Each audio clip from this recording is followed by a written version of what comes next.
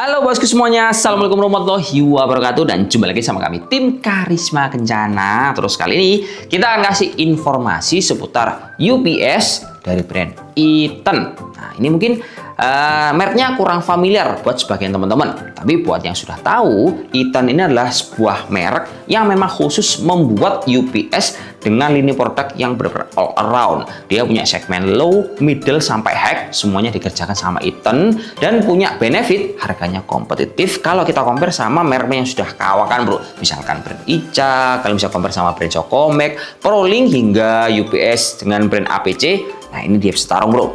Kalau kita ngomong soal harga, memang harga ini bukan yang paling murah. Contoh ya, kalau kita ngomongin dengan kapasitas 700 VA ataupun 600 VA, ya rata-rata harga di pasaran antar 500 sampai 600 ribuan. Itu rata-rata pasti kayak gitu bro.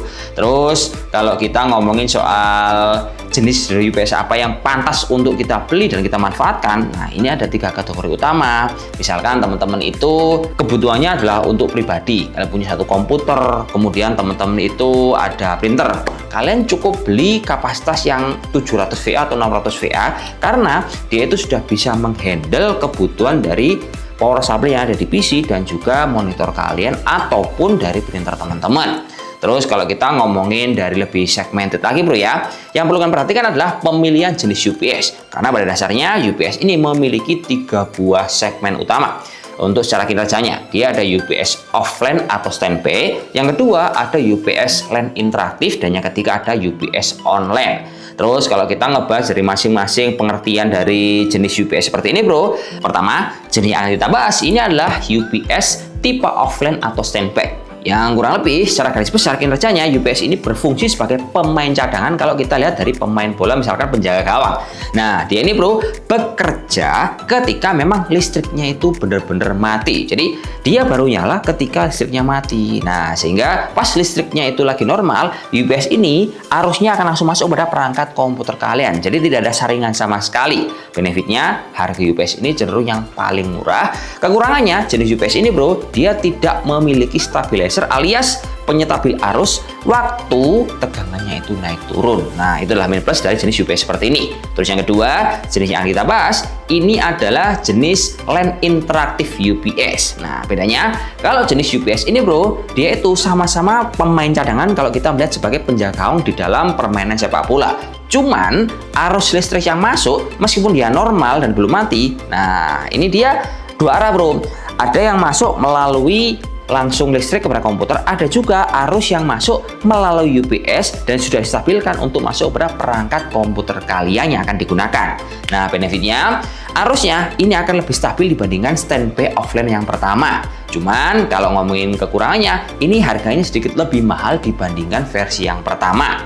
Terus untuk yang ketiga, dia itu adalah online UPS atau biasa kita sebut dengan UPS buat server. Nah ini bro, kekurangannya jelas, harganya lebih mahal dibandingkan dua jenis yang pertama. Tapi secara kinerja, wah ini dia paling bagus bro, karena arus listrik yang masuk, dia itu langsung masuk ke baterai. Nah dari baterai diolah kembali dan distabilkan, baru dia dimanfaatkan kepada perangkat komputer kalian. Nah jadi ketika lampu listriknya mati atau hidup, ini tidak ada delay sama sekali untuk perpindahan daya dari nyala sama mati. Sehingga jenis UPS ini adalah UPS yang paling enak digunakan, ya tapi minusnya harganya memang tinggi-tinggi seperti itu. Kemudian kalau kita lihat dari UPS Eaton yang kita bahas, ini adalah jenis UPS yang tipenya 5A, yang dimana tipe 5 ini bro, dia termasuk jenis UPS LAN interaktif yang sudah memiliki AVR alias stabilizer. Nah model seperti ini bro adalah model yang paling cocok untuk kita gunakan di kebutuhan rumahan, bisnis berskala kecil yang berhubungan sama komputer, ataupun kebutuhan kasir hingga teman-teman itu ditaruh di telepon yang memang berhubungan sama bisnis dan itu nggak boleh mati. Nah ini pas banget untuk kebutuhan seperti itu. Serta untuk tipe Eaton 5A ini bro, dia punya 5 macam, mulai dari 700 VA sampai 2200. Harganya ini cukup kompetitif sekali. Untuk yang kapasitas 700 VA, dia itu dijual di angka Rp599. Sementara kalau untuk 900 VA, harganya dijual di angka Rp850.000. Untuk 1200 VA harganya dijual di angka Rp1.375 atau Rp1,3 juta. Dan untuk 1500 VA harganya di angka Rp2,150 juta.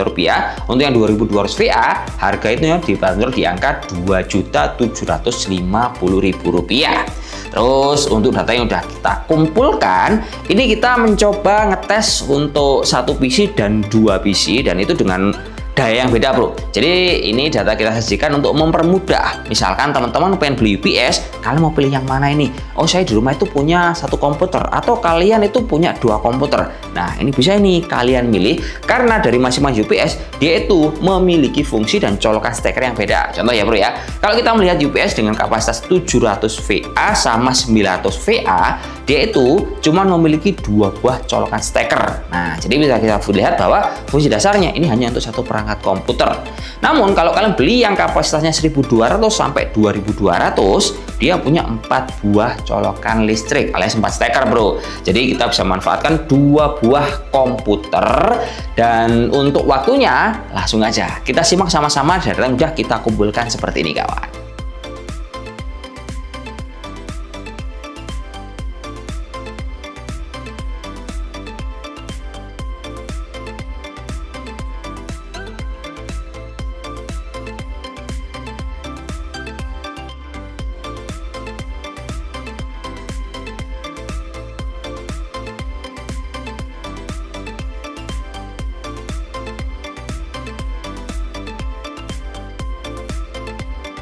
Nah, jadi gini, bro ya. Dari data yang sudah kita sajikan sama kalian tadi, tujuan kita adalah supaya mempermudah ini buat teman-teman yang mau beli UPS. Oh, saya pakai yang 900 V aja, mungkin cukup deh. Atau kalau teman-teman itu pengen durasi waktu bertahan untuk memakai UPS lebih lama, ya teman-teman wajib banget milih dengan kapasitas yang gede, contohnya 2200 VA, supaya ketika meskipun lampu mati, nah komputer kalian masih bisa standby di atas 1 jam lebih. Nah, tujuannya di situ.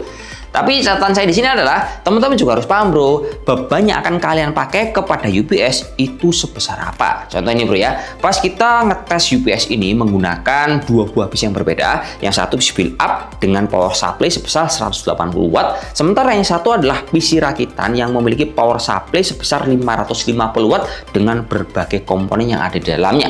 Nah, dari sini ini benar-benar tergantung dari teman-teman menggunakan PC itu buat apa. Contoh ya, bro ya, dari data yang sudah kita kumpulkan tadi, UPS yang kita pakai ketika dia itu tidak ada arus listrik sama sekali alias powernya kita cabut, nah itu kita gunakan untuk manjar nonton YouTube. Nah, ini belajar cerita, misalkan teman-teman menggunakan komputer kalian untuk kebutuhan yang berat, contohnya render ataupun untuk kebutuhan bermain game. Nah, ini akan konsumsinya akan lebih berat, bro, karena dari data yang sudah kita kumpulkan tadi, kita ngetesnya pakai power meter atau watt meter. Dia ini memunculkan angka yang berbeda ketika PC itu lagi dia bekerja maksimal ataupun minimal.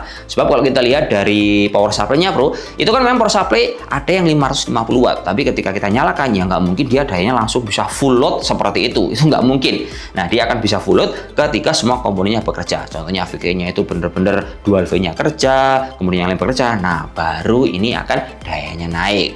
Tapi yang jelas dari data yang sudah kita kumpulkan, kita itu pakai timer dan sudah saya keloni nih UPS sampai beberapa hari untuk bisa memunculkan data seperti ini supaya teman-teman bisa ya gampangnya memilah-milah sendiri mana yang akan bisa kalian butuhkan untuk kita pakai di kemudian hari supaya perangkatnya nanti otomatis akan awet dan tahan lama. Sebab kalau kalian sudah pakai UPS, bro, tegangan yang masuk kepada perangkat komputer kalian ini akan jauh lebih stabil, dan efek sampingnya itu akan membuat komponen hardware yang ada di dalam PC ini jauh lebih awet dan tahan lama. Tujuannya di situ, bro.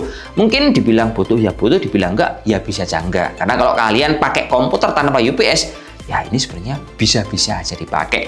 Jadi terima kasih informasi yang bisa kita berikan, semoga bermanfaat. Informasi seputar UPS punya item yang harganya benar-benar kompetitif kalau kalian compare dengan merek-merek yang lain. Oke, ya, cukup sekian, terima kasih. Wassalamualaikum warahmatullahi wabarakatuh dan salam jos. Semoga bermanfaat.